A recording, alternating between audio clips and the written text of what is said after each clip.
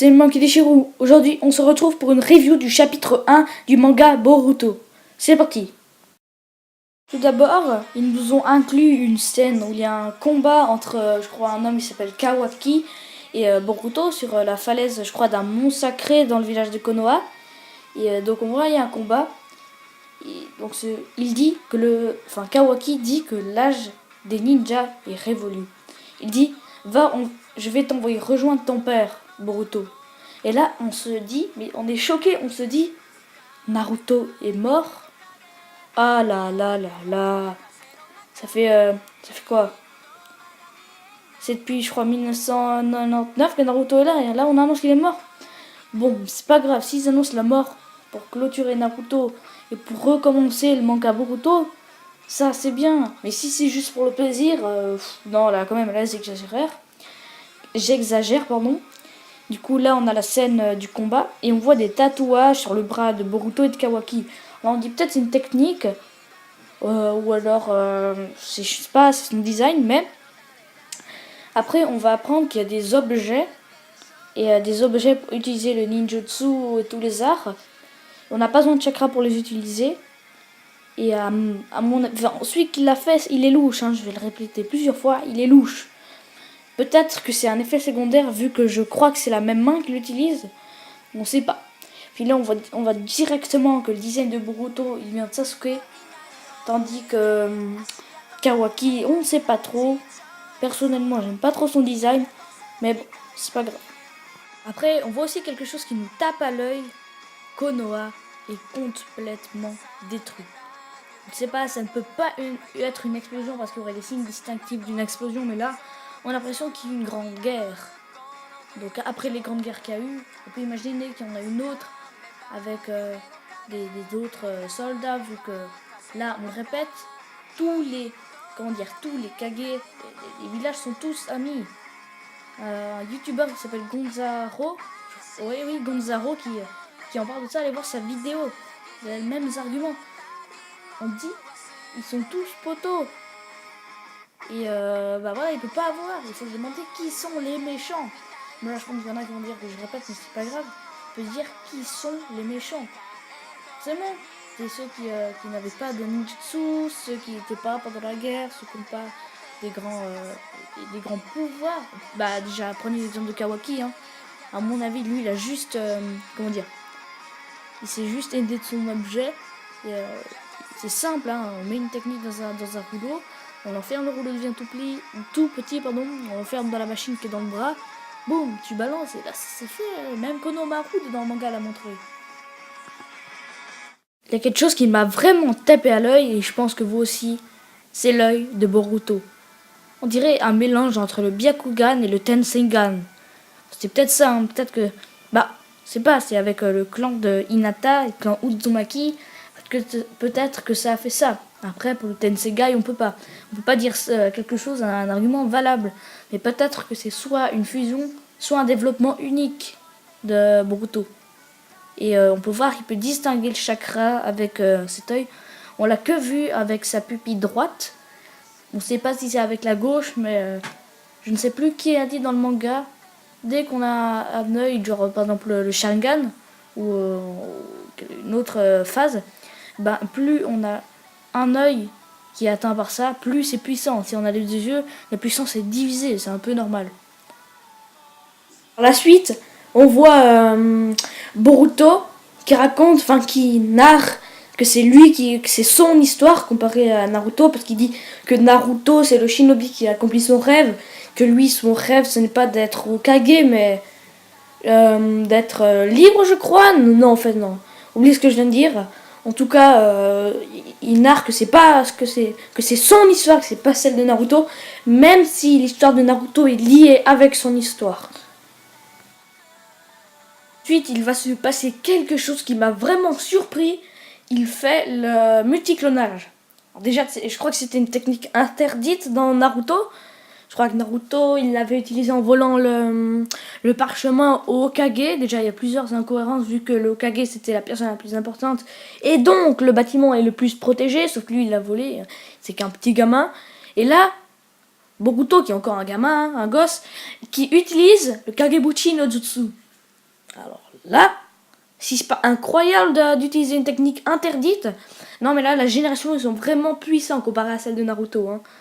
Naruto ils faisaient quelques techniques, hein, leurs techniques qu'ils avaient enseignées, enfin que leurs parents leur avaient enseignées ou alors qu'ils avaient apprises. Mais là, jusque là, c'est inouï. Et là, on fait la connaissance de deux personnages, de deux nouveaux personnages. On fait la connaissance de Mitsuki et de Sarada, je crois. Ou Sadara, non, je crois Sarada. Et Sarada, je crois que c'est la fille de Sasuke. Et Mitsuki, je crois que c'est le fils de Orochimaru. Mais c'est pas le fils génétique. C'est plutôt lui, je crois, qui a choisi de il a choisi de faire son fils, entre guillemets. Et ensuite, bah, on voit que Mitsuki et Sarada et Boruto, ils essaient de capturer un panda. C'était une mission que le Kage leur avait transmise. Et à un moment donné, on voit le panda qui commence à grogner, qui fonce sur eux. Et on voit Mitsuki qui fait une technique, je crois, liée à un serpent. On voit son bras qui s'allonge, qui prend l'ours et qui le met à terre. Et ensuite, on voit, je crois, Boruto qui fait un multiclonage et qui donne des coups de pied. Et ensuite, on aperçoit Konohamaru. Et Konohamaru fait une technique du clan Nara, la manipulation des ombres. Et là, on se pose des questions. Et souvenez-vous de Konohamaru, hein, il n'était pas super puissant dans Naruto, hein, c'était qu'un petit enfant, mais là je trouve bien fort, bien stylé. Et par la suite, on apprend en fait qu'il a testé un objet que les personnes peuvent l'utiliser sans chakra. Je crois que vous en avez pas avant. Et cet objet, on a juste besoin d'inclure une technique dans un rouleau. Ce rouleau, on le met dans l'objet, c'est comme un peu le brassard dans Assassin's Creed. Et du coup, il peut projeter la technique. Et c'est complètement stylé. Sauf, petit point faible, enfin l'inconvénient, c'est qu'on n'a pas besoin d'être ninja pour l'avoir. Ensuite, on a une scène où il y a Mitsuki, Sarada et Boruto et Konohamaru dans le bureau du 7e, du Hokage, où il y a Naruto. Et Naruto, il dit, comment dire, il dit, tu ne peux pas m'appeler papa, tu dois m'appeler le 7e ou alors Hokage. Et après, on voit, comment dire, Boruto qui s'énerve et qui dit, aujourd'hui c'est un jour important pour un père. Si jamais tu rates l'anniversaire de ma sœur, t'auras affaire à moi. En gros, c'est l'anniversaire de sa sœur, logiquement. Et ensuite, personnage toque à la porte et il sort. Enfin, qui rentre dans la salle. Il s'appelle Katasuke. C'est celui qui est à l'origine des objets et tout ça. Et après, je vais vous faire part d'un sujet. Et ce sera lié avec Katasuke, avec l'objet, à la disparition des ninjas. Vous allez voir. Du coup, déjà, bah, à mon avis, c'est super louche. Déjà de faire ça. Parce qu'il y a des. Bref, je vous laisserai lire le manga. Donc, pour voir que c'est louche. Ou alors, si vous avez pas. On dire, vous voulez pas lire le manga et que vous voulez que je vous explique, juste à dire on voit des personnes qui parlent de ça en discrétion, mais on connaît pas ces personnes. On fait la connaissance de trois nouveaux personnages. Il y a le fils de Shikamaru, il s'appelle Shikadai. Ensuite, il y a le fils de... Je sais plus comment il s'appelle, mais... Bah, c'est une fille, mais il s'appelle Inojin Yamanaka. Donc c'est le garçon blond. Et ensuite, bon, Shikadai, on reconnaît tout de suite.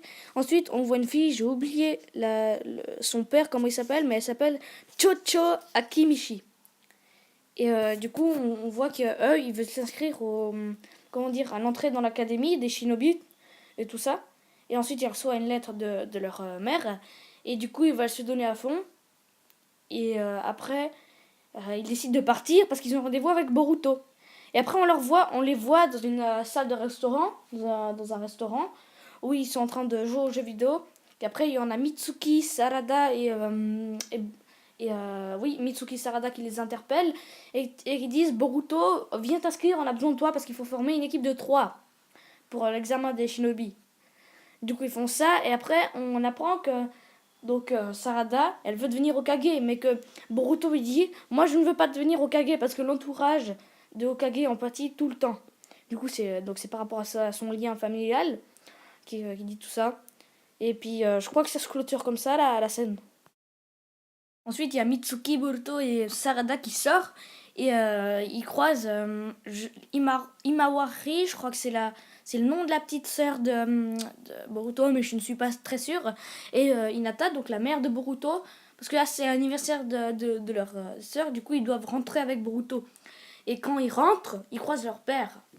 Et du coup tout se passe bien. Et au moment où Naruto, il prend le gâteau, du coup il y a un nuage et il disparaît. C'était un clone. Du coup on voit Boruto qui est très déçu, donc qui monte dans sa chambre. Et qu'après on entend sonner et on voit que c'est on entend sonner et Boruto se précipite pour donner un gros coup de poing parce qu'il croit que c'est son père. Dès que l'ouvre la porte, au fait on voit un personnage mystérieux. Le personnage stoppe à net le coup de Boruto et on apprend que c'est Sasuke. Il a vraiment changé au niveau du style comme ça. Du coup, ils disent que Naruto il est pas là, il est dans son bureau. Du coup, Sasuke il va dans le bureau de Naruto, pardon, et il lui fait part d'une découverte. Et au fait, il dit qu'il y a il a découvert des personnages mystérieux, tout ça, qu'il a fait un combat et qu'il a trouvé un parchemin. Et ce parchemin, il peut pas le lire, même avec son Sharingan, parce qu'ils connaissent pas l'écriture. Ensuite, en rentrant, Sasuke il croise Boruto qui lui lance des shurikens. Du coup, Sasuke il se téléporte derrière Boruto, il lui fait une grosse balayette, hein, lui il tombe sec Boruto. Et après, on voit Boruto qui demande qui dit, puis-je devenir ton disciple Sasuke. Du coup, il veut devenir le disciple de Sasuke. Pour vous faire part de mon idée du sujet. Alors à mon avis, quand Kawaki dit que l'âge des ninjas est révolu, faut se demander alors, mais c'est qui les méchants? Il faut se rappeler que tous les ninjas, tous les Hokage sont devenus en paix, enfin ils sont en paix. Alors il faut se demander qui sont les méchants. Bah évidemment, ce sont les gens qui ne sont pas des ninjas. Du coup là on se pose la question, c'est toutes les personnes, donc qui ont l'appareil. Enfin pas toutes, mais une grande cause déjà qu'il est louche le Katasuke. Donc on peut imaginer c'est à cause de cet objet que la disparition des ninjas va avoir lieu, enfin a lieu. Du coup on se pose tout plein de questions, mais à mon avis c'est à cause de Katasuke que la disparition des ninjas va avoir lieu. Et j'ai aussi une autre théorie, c'est que les tatouages sur le bras de Kawaki, le bras de Boruto, c'est peut-être à cause d'un dysfonctionnement ou à cause de l'objet de Katasuke. Parce que je crois exactement que c'est la même main qu'utilisait Boruto, où il a mis son objet. Et voilà que le chapitre se termine. Voilà, cette vidéo est maintenant terminée. J'espère que vous l'avez regardée tout au long et qu'elle vous a plu. Si c'est le cas, n'oubliez pas de mettre un like et de vous abonner à ma chaîne YouTube si vous aimez ce que je fais. À la prochaine les Nakama.